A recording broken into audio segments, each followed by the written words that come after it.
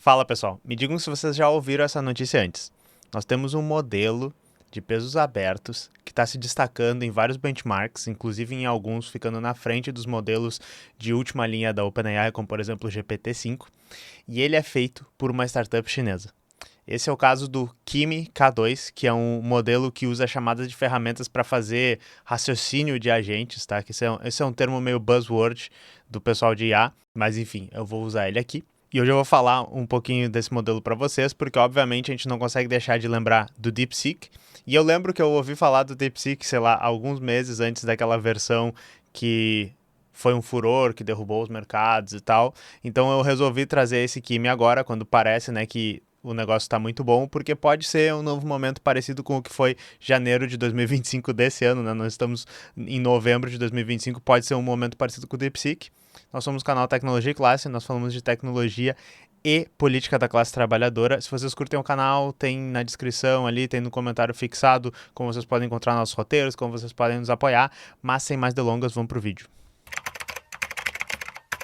Então assim, pessoal, no nosso roteiro aqui, que eu chamei, né, de Kimi K2 pode ser um novo DeepSeek, eu vou deixar para vocês um link que é do South China Morning Post, que é um veículo de Hong Kong.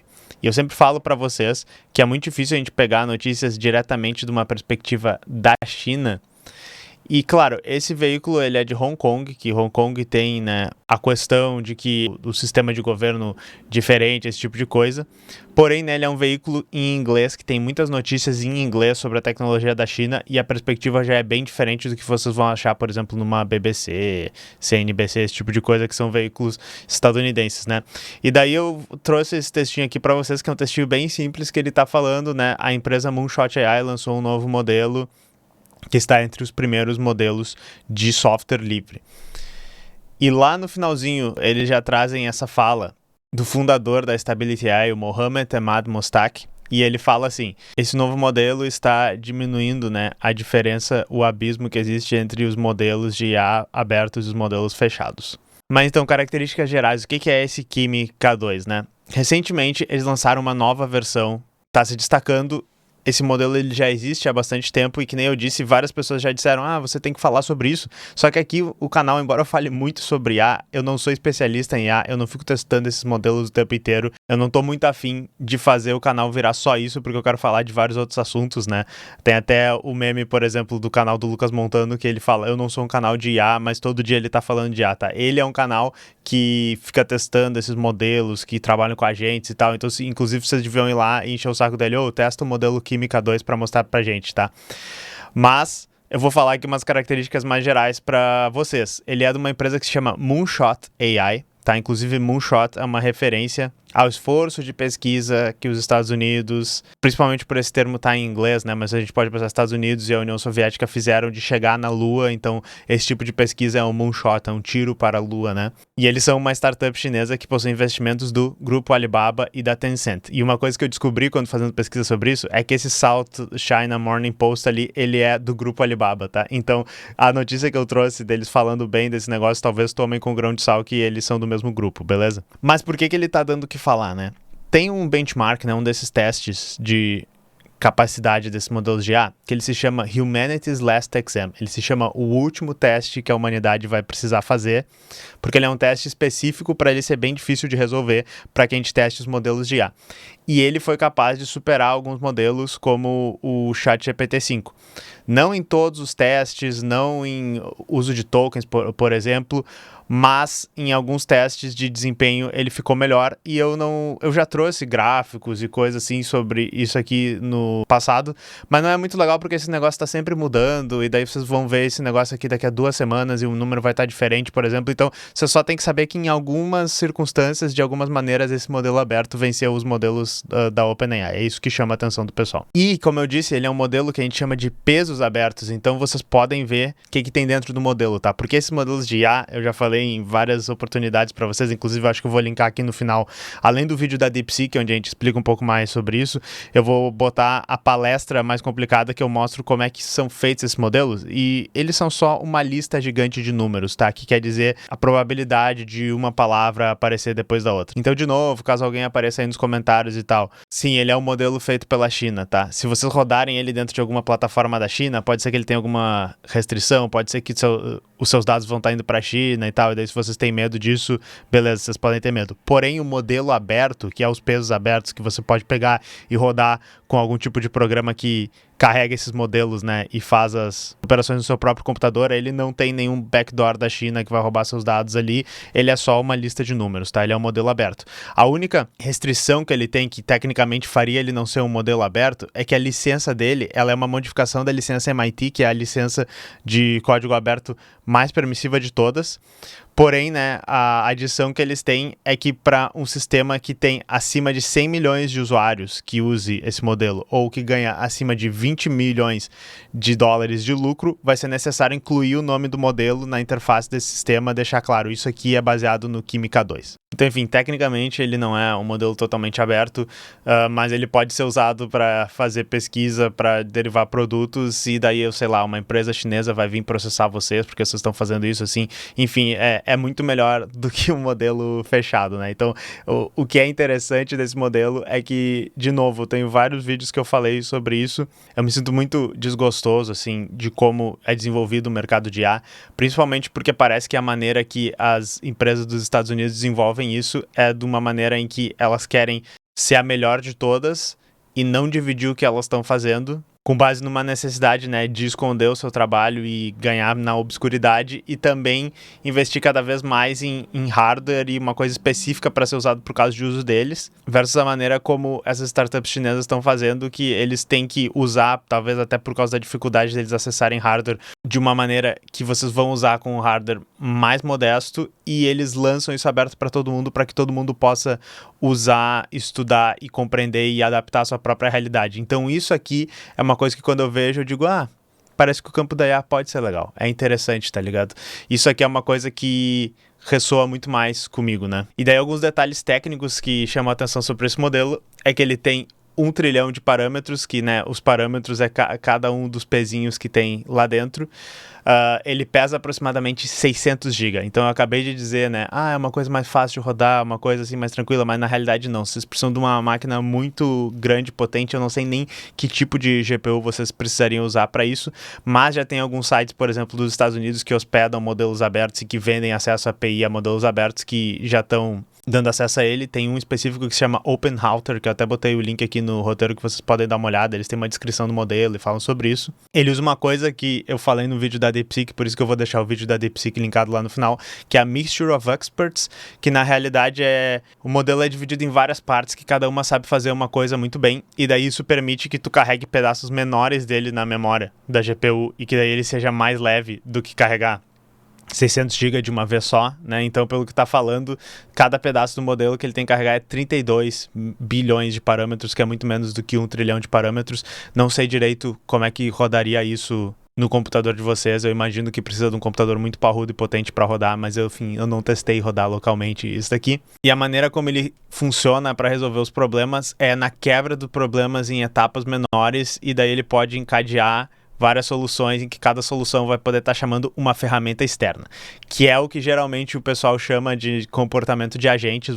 É a buzzword da indústria, que nem eu disse, que é um modelo que pode interagir com outras ferramentas, até com outros modelos, para que façam etapas diferentes do processo de resolver o problema. E daí o pessoal chama isso, né, de novo um termo meio buzzword, de raciocínio de agentes, agentic reasoning. E daí, se vocês quiserem dar uma olhada no modelo, olhar os pesos do modelo e dizer, carai, é pesado mesmo, tá ligado? Ele tá aqui no Hugging Face, né, que é um site comum para hospedagem de modelos.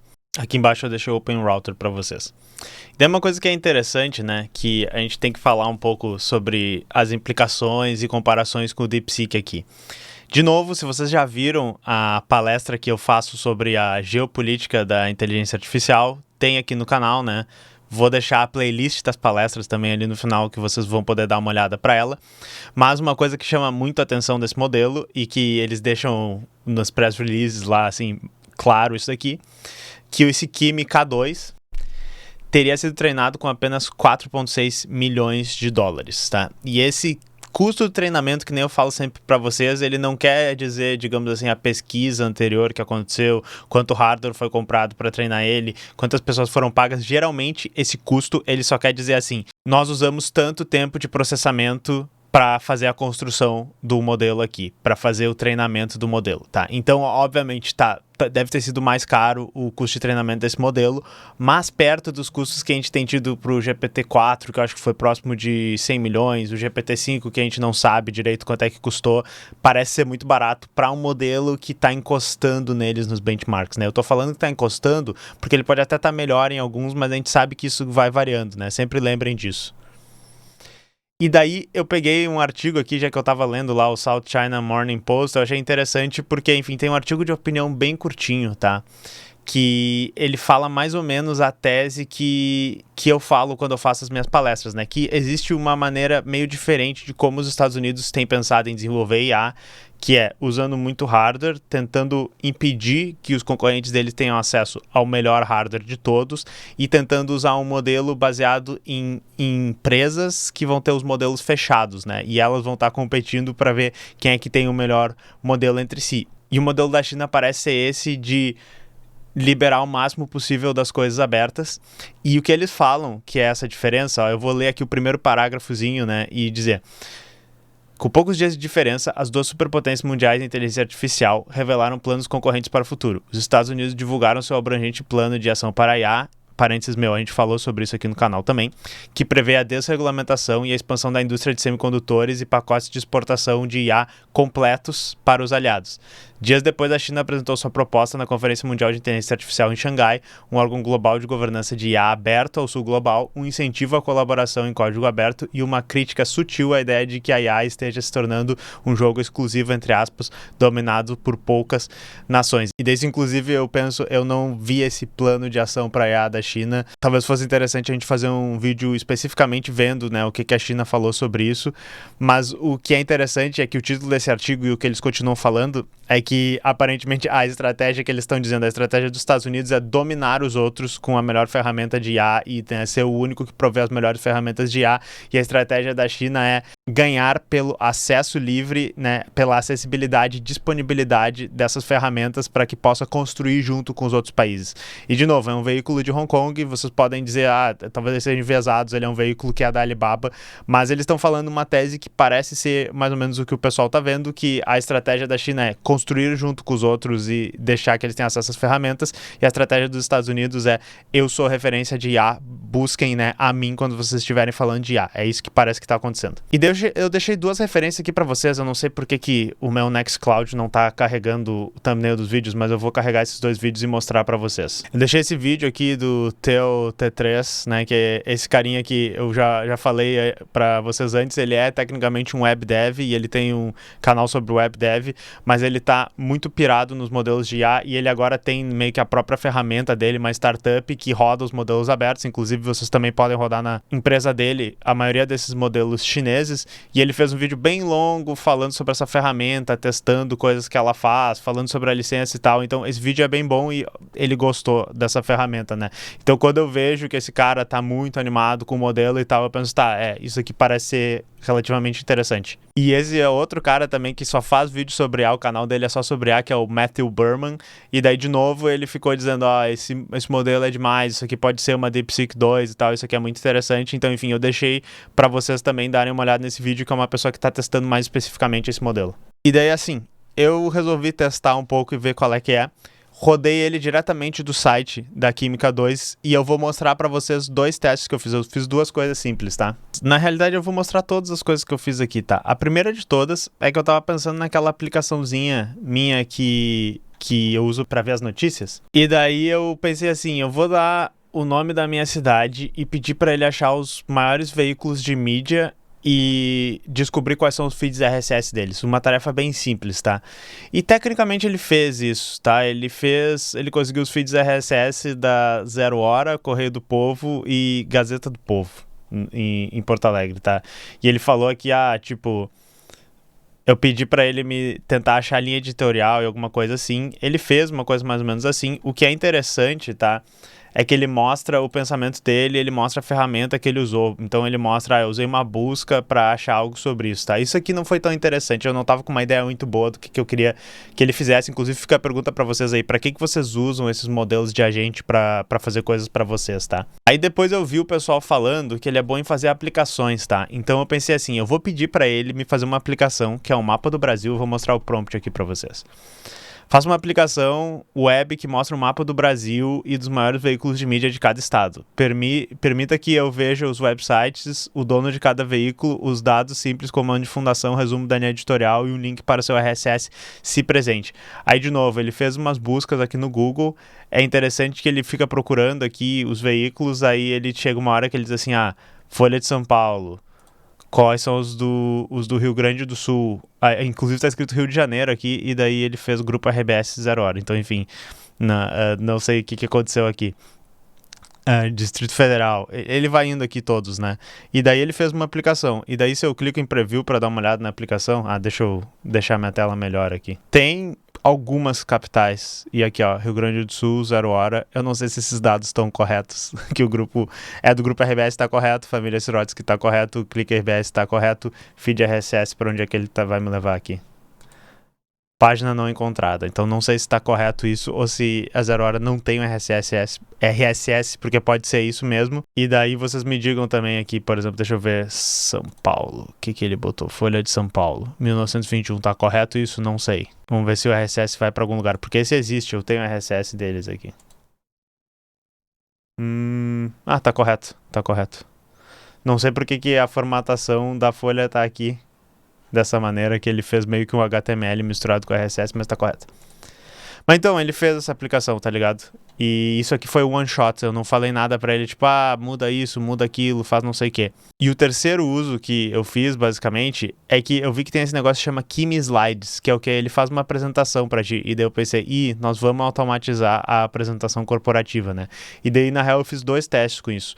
Eu peguei a minha palestra sobre geopolítica da IA, dei o link e disse assim, faz uns slides disso, tá? A primeira vez que eu pedi para ele fazer isso, ele parece que não abriu o link, não leu o negócio, ele só fez um conteúdo baseado em geopolítica da IA. E daí ele fez uma apresentação genérica, geopolítica da inteligência artificial, inclusive quando ele tá fazendo, tu pode ver ele construindo os elementos e tal. Eu gosto que ele botou aqui como Kimi AI como autor. E daí ele fez aqui 6 tópicos e tal. Eu vou mostrando, tá um pouco cortada a apresentação, mas vocês conseguem ver, ó.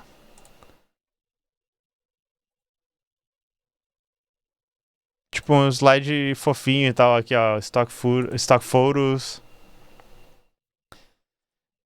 E o tópico é meio que o tópico que eu pedi, mas bem genérico, tá? Aí, o que eu disse? Não, eu só vou colar o roteiro inteiro, né? Eu peguei o roteiro lá do teclas.sobrando.tv e colei o roteiro inteiro e vamos ver como é que ele faz a palestra. E daí, assim, essas imagens bonitinhas, esse layout, ele diz assim, qual layout tu quer que eu faça os slides, tá? Ele não criou isso do zero, são os layouts pré-prontos. A primeira vez que eu pedi para ele gerar isso, ele disse, esse conteúdo aqui tem algum problema, eu não vou poder gerar. Provavelmente porque tem a ver com China, Taiwan, Hong Kong, chips. Isso foi uma das únicas coisas que deu problema quando eu usei o DeepSeek para aquela minha aplicação de notícias, tá? É uma ou duas notícias que falam sobre Taiwan, TSMC. Mas a segunda vez que eu pedi para gerar, ele gerou.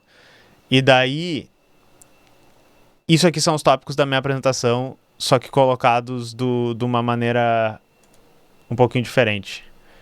Tá, então ele começou com o que é inteligência artificial, começou com o modelo simbólico e daí o machine learning, falou sobre as IAs generativas, falou sobre o OpenAI, bem interessante.